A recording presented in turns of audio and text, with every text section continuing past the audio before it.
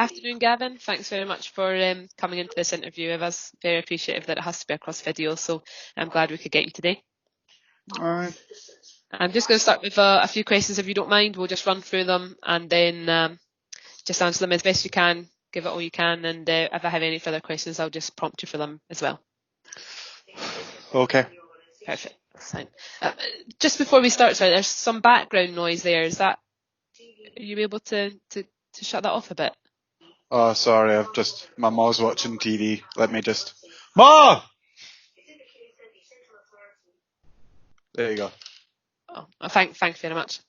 Okay, so we'll just start with the first question. Nice and easy one. So, at school, what subject do you enjoy most? Oh, it definitely have to be PE. Like, I was like the best at football. Okay, so is that what you like about it, or is there anything else you like about it you can tell me? Nah, it was easy for me, man. Like, I didn't have to do anything, and I was always just the best at it, and that was it. There was no challenge, and I hate it when I've got to deal with that type of challenge. What I mean? Okay. Yes, absolutely. Can you tell me what kind of personal qualities, what skills you have? Well, my mom says I'm a 10, but you know what moms are like. I'd say I'm like a solid 8, so I think that would be definitely a good one there. And I've got some good banter, Sorry, I'm a bit confused what you mean by numbers. Is that like a piano or? Like rating my appearance, Ken. Like a 10 is like highest marks, like oh you're good, and a 0 is like yourself. Right. Okay. Moving on then, what do you think your strengths are then? Oh, definitely chest press at the gym. Can get up to the 180 now. So good at it. And any professional strengths? Any workplace strengths you have at all? Well, like I said earlier, I believe I'm a solid 8. So I'd be something good for everyone to look at in the office, like. Got you. Okay. And maybe you could tell us a bit more about your attendance and timekeeping. Do you think this is important? I don't think it matters that much. Like when I was in school, I turned up to an exam like 10 minutes late or something. Like I still got in, still done the exam. Okay. And how did you do in that exam? Pass. Oh, okay. Very congratulations. And just the last question, I think, just, tell me about a difficult time you've had in school and how you handled that. Sorry, what? Sorry. Just tell me about a difficult time you've had in school and how you handled that.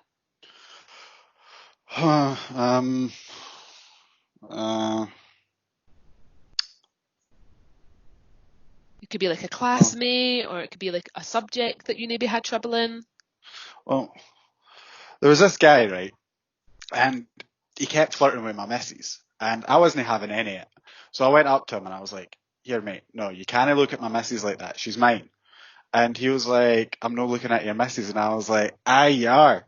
And he wasn't having any of it. So I stuck the nut on him. So that's me. That's all the questions I have to ask you. So do you have any questions you'd like to ask me at all? Can I get your number? Sorry? Can I get your number? The number of what, sorry? Like your phone number. Oh, okay. No, sorry, Gavin. I think we'll conclude the interview here. We'll be in touch. Thank you. Whatever.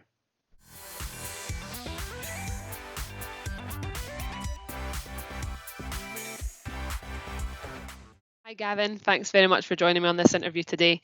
Sorry, we're obviously having to do it over video, but it's great to have you here. All right, thanks for having me. No bother. So just to let you know, we'll just go through a few questions, just answer them as best you can, and then there'll be time for you to answer any questions at the end if you want to, okay? Perfect. So what we'll do is we'll just start with a simple question. So what subject do you most enjoy at school?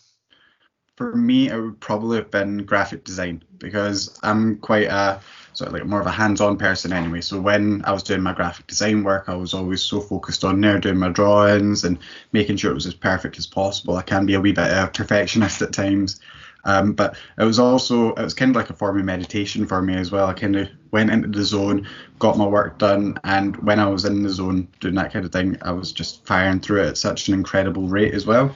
But on top of that, it's kind of like drawing and things are kind of my passion, and it's just a fun wee hobby on the side as well, and it actually helped in a few wee extra things that I do outside of work, like YouTube videos and doing things like designing, like graphic design for like different brands and things, just on Fiverr, just wee tasks like that. Yeah, it's good. Sounds like you got quite a lot from that one. Oh, definitely. So what kind of personal qualities and skills do you think you have? Well, definitely, as I said earlier, I consider myself a bit of a perfectionist. Sometimes it's very good to have, especially about myself, because when I get stuck into a task, I will put my mind on it 100%, and I want to make sure that the finished product that I'm working on is always going to be as close to perfection as I can possibly get it. But at the same time, I would also say I'm extremely dedicated as well. With a lot of the work that I've done, I've always put 100% focus into what I'm doing, and that at the same time, I would also say I would probably be quite a patient person. I like working with others, so those two kind of come hand in hand, especially if I'm working with people who maybe aren't picking things up as well as I am. I sit down with them and make sure that I'm helping them understand and taking on their concerns and helping to adapt my working style to theirs as well to help everyone benefit. Yeah, just trying to get everyone involved. That's really good. Exactly. Perfect. Well, what do you think your strengths are? Oh, that's a good one. I would have to say my strengths would most likely be leadership. I definitely feel I thrive in a sort of leadership environment where I can take control of a group of people and help everyone work towards a common goal and move in one direction, and always make sure that I'm taking into consideration not just those who are performing at their best, but those who are maybe not performing as well, and making sure that as like a team, everyone is achieving the same goal, everyone is working towards the same thing, everyone's getting the support that they need. Maybe the people further up, like who are performing better, wouldn't need as much support as the people further behind, but it's always making sure, as part of like my leadership skills, I'm always there making sure that everyone gets what they need out of a project that we've been working on. Perfect. Thank you very much. And what about your attendance and timekeeping? What do you think that it is important, or? Oh, definitely. So for myself anyway, I consider myself quite an organised person. If you look at my iPhone calendar, it's just full of different reminders for everything, or different time scales that I've set. When I used to do different projects and that, like making apps and stuff just for fun, I would always create like a wee Gantt chart just so I could plan out, okay, for this phase, I want to allocate this much time, but I want to allocate a little bit less time to this next phase, like when I'm testing this feature that I've added in, just so I can make sure that I've got time left over at the end anyway to clean up any wee hanging threads left over.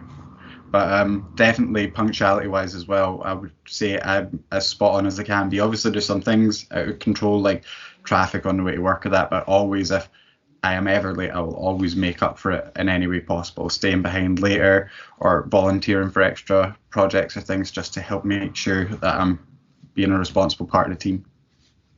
Grand, thank you. And last one here, just tell me about a difficult time you've had in school and how you handled that. So there was a situation at school where one of my classmates thought I was looking at his girlfriend, and he got quite violent with me. He tried to headbutt me. Luckily, I moved out of the way in time, but I managed to like get my point across to him there. So I managed to get him to calm down and explain my point, being like, I wasn't looking at your girlfriend. Personally, I'm gay, so it's not like I'm going to be interested in his girlfriend. But I was just explaining my point, being like, I wasn't looking at her. I'm sorry if that offended you in any way, the way I was looking towards that direction. And just made sure that his feelings were aired and mine were also aired in a way that could reach a calm resolution. Excellent. Thank you very much. And that's all the questions over now. So do you have any questions for me? Well, personally, I was a bit curious about what type of work would be involved in the role. Like, would it be more a hands-on role or would it be more leadership? Yeah, so for our tech apprentice that we have here, most of the time it is very hands-on. So you'll be getting involved in any of the teams that you're in. We'll be looking to get you involved in work that they're already doing, and that could include just general day-to-day or projects even that are going to be continuing on as you go. So you'll be going to lots of different teams and doing that.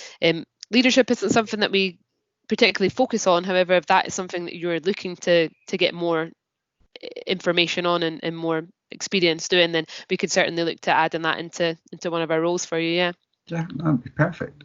And also, I was just wondering, like, with the work that we do, is there opportunities to join other projects and that as well? Like I said, I like to keep myself busy, and I'm always 100% focused. So, like, say I'm working on one thing and we get it done early, is there opportunities to be like, hey, that looks good, can I join you on that and lend a hand?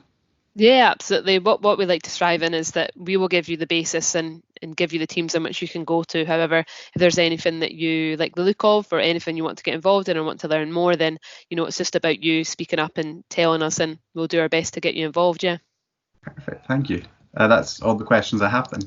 Perfect. Thank you very much, Gavin. We'll be in touch. Thank you. Thank you for your time. Bye.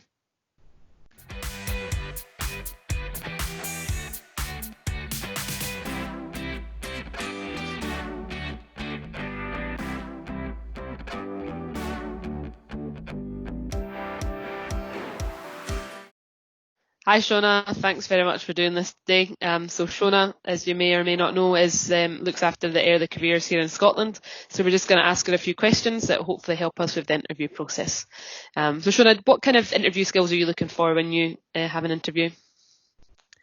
Well, really you're looking for someone that will fit the company you're working for and is enthusiastic about that company. So one of the key things you should do before an interview is know about the company that you're going to work for, whether it's Sky, a bank or anyone else. There's no point in going in and thinking, oh, my dad said I'd be good at this job, and you don't know anything about the company you're going to work for, because the guy next to you or the girl next to you waiting to go into that interview has done their homework. So you might be just as good as them in paper, but if you haven't done your homework before you go in, then they're going to get that job. Yeah, absolutely. It's all about being prepared. And what about the interview process as a whole? What kind of types of interviews have you conducted? Well, there are a number of ways of doing interviews. For example, at the minute, because of the lockdown, you're interviewing me by video. So you should be quite comfortable with that at the moment, at least, and probably going forward, to be quite honest. It saves you coming into an office and having the expense. So practice with your friends, try to be quite serious and try to do some practice over video calls. There's lots of different interviews. You could have a panel-based interview, for example, if you're going into the military or the civil service or something like that. They love that type of interview. But what you should do is you should act within a panel interview in the same way as you would when like just one person's interviewing you. So look at the person that's asking you the question. What you'll often find as well, if you're in a face-to-face interview in an office, there'll be someone like Ailie who's asking me questions, and there'll be someone at the side taking notes. Now, do not go into that interview and treat the person sitting there taking the notes like they don't exist, because you might find that that person's extremely senior in the organisation and you're just pretending they're not there. So make sure that even though they're maybe not asking you a question, you're keeping eye contact with them. They're not an invisible person in the room. Yeah, absolutely. And most of the time before the interview process is obviously we have the application form and you have to put yourself forward on that. So what kind of things is it best to include in an application form? Well, for example, if you're going for a job that you know that there's a team ethos like there is at Sky, you should be looking at stuff that on your CV or your job application form that shows that you're good at working in a team. Now, that doesn't mean you have to be the best sports person in the world like Ailie was at school. You could be doing something like you could be on a Facebook group for drawing or something like that, so you're giving other people tips. It's quite hard when you're still at school to think of the things that you're actually doing like that, but these are the sort of things you should have on. Don't just put, I'm good at communication. If I had a penny for every time I see a CV like that, I'd be a very rich woman. You want to give an example. So I'm a good communicator because I gave the tickets out when the parents came in or something like that. Just little things that you may have done at school. And don't feel that you've not done anything, because you have. You haven't got to the age you are now without actually achieving something. Yeah, I guess like group projects and things like that could also be to put on that to include. So you've already mentioned preparing for the role that you're going to be applying for, making sure you do the history on that. But what kind of other things can students do to prepare for the interview, even during the interview and after the interview? Well, for example, if you've put something down in your CV or on your application form about, oh, I was in the football team and I helped other guys in the team, or I was in the netball team and I helped other women in the team. Sorry for being sexist there, it might be the other way around. Think about examples, because that's what the interviewer's looking for you. At your stage in your career, you're not expected to be an expert on something, but what they're looking for is that you can describe why you've done something, how you did it, and what the end result was, and also that you're able to say, I got that really badly wrong, and what I've recognised from that is, in the future, I would do blah. That is a huge thing that you'd be looking for from a young person. Yeah, great. And with regards to Sky in particular, what do they look for in a young person? And how can a young person kind of display these in an interview? The sort of skills that we're looking for young people in Sky are very much like you, Ailie, that you're full of enthusiasm, you're a hard worker. No one wants to take on someone that's a shirker and going to leave or blame everyone else for everything. That you're willing to learn. So that's why in your interview process or on your CV, you have to be able to show that I've learnt from this, I've learnt from that. Maybe I'm just good at art. I did a picture and I thought, oh, the next time I might use different shading on that. Very simple things, but what the message is that's coming through to me when I'm interviewing you or you're in an assessment centre is, I know how to learn and I can overcome my problems, I'm resilient. So that's the type of young person we look for. Brilliant. So really just trying to show your personality across there, being a person and showing your kind of genuine truth. Yeah, and I think it's important as well that you don't come for an interview with any company, including Sky, and you think, oh, that was awful and I just hated it. Remember that the interview process is for you as well as the company. So if you go in and you're not liking the vibe or the type of culture, then maybe it isn't the company for you. And perhaps that's the time, against all wishes of probably parents or carers or whatever, or teachers, that you don't go ahead, because if you try to put a square pin in a round hole, you're going to make yourself ill, let's face it. Yeah, absolutely. There's no point in going somewhere you don't want to be. Yeah. Grand. All right, well, thanks very much, Shona. That was really helpful. And hopefully the guys have picked up some interview tips that they can pass on and take to any future interviews they have.